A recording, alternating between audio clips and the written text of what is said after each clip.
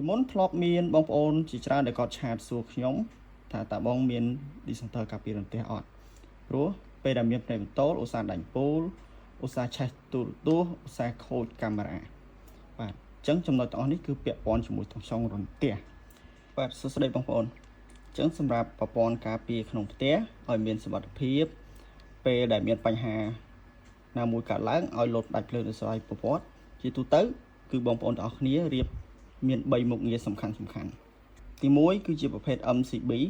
ប្រភេទ dispenser ធម្មតាដែលវាមានតួនាទីការពារទៅលើបន្ទុកនិងផ្ទុះសេឡូតទី2គឺជាប្រភេទការពារឆក់ឡូតមានដូចជាប្រភេទ RCCB ឬក៏ RCBO ដែលមានតួនាទីការពារទៅលើករណីឆក់ឬលេចធ្លាយចរន្តហើយទី3គឺជាឧបករណ៍ surge arrestor ដែលមានតួនាទីចាប់តង់ចុងរន្ទះនៅក្នុងខ្សែបណ្ដាញអញ្ចឹងដើម្បីឲ្យសុវត្ថិភាពអ្នកទាំងអស់គ្នាត្រូវប្រើឧបករណ៍ទាំង3នេះដែលមានការពារទាំងការផ្ទុះសេឡូតមានការពារទាំងមុខងារឆក់ឡូតនិងមានចាប់តង់ចុងរន្ទះប៉ុន្តែថ្ងៃនេះខ្ញុំសូមបង្ហាញបងប្អូនទាំងអស់គ្នាទៅលើប្រភេទ dispenser ដែលមានមុខងារទាំង3មុខនេះនៅក្នុង dispenser តែមួយតែម្ដងអញ្ចឹងកាន់តែសុវត្ថិភាពកាន់តែចំណេញអ្នកទាំងអស់គ្នាប្រើតែមួយគ្រាប់គឺគ្រប់គ្រាន់ហើយ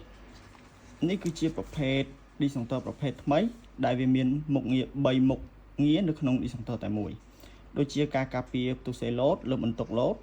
ការការពារឆក់ឡូតនិងការពារតង់ចុងផ្ទះបាទអញ្ចឹងអ្នកទាំងអស់គ្នាចំណាយតែមួយគ្រាប់នេះគឺការពារបានគ្រប់មុខតែម្ដង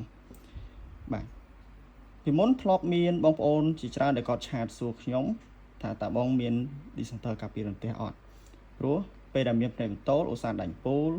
ឧស្សាហ៍ឆេះទូរទស្សន៍ឧស្សាហ៍ខូចកាមេរ៉ាបាទអញ្ចឹងចំណុចទាំងអស់នេះគឺពាក់ព័ន្ធជាមួយទាំងចុងរន្ទះអញ្ចឹងសម្រាប់បញ្ហាតង់ចុងរន្ទះមួយគ្រាប់នេះអាចជួយបងប្អូនទាំងអស់គ្នាបានបាទពេលដែលមានបញ្ហាតង់ចុងរន្ទះរត់ចូលតាមខ្សែបញ្ជូនចូលក្នុងផ្ទះបងប្អូនទាំងអស់គ្នាវានឹងចាប់ផ្ទេរបញ្ជូនតាមរយៈខ្សែដី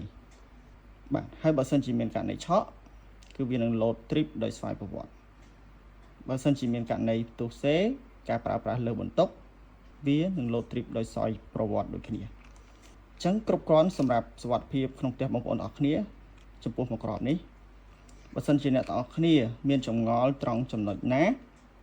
អ្នកទាំងអស់គ្នាអាចឆាតចូលក្នុង page ឬ comment ខាងក្រោមវីដេអូនេះសួរនាំបន្ថែមបានបើសិនជាអ្នកទាំងអស់គ្នាចង់ដឹងតម្លៃអ្នកទាំងអស់គ្នាអាចឆាតចូលក្នុងឆាតបានដើម្បីយើងជជែកគ្នាឲ្យបានកាន់តែលម្អិតនិងក្រុមការងារយើងសុភ័ព្វចែកទេសជូនបងប្អូនទាំងអស់គ្នាបន្ថែម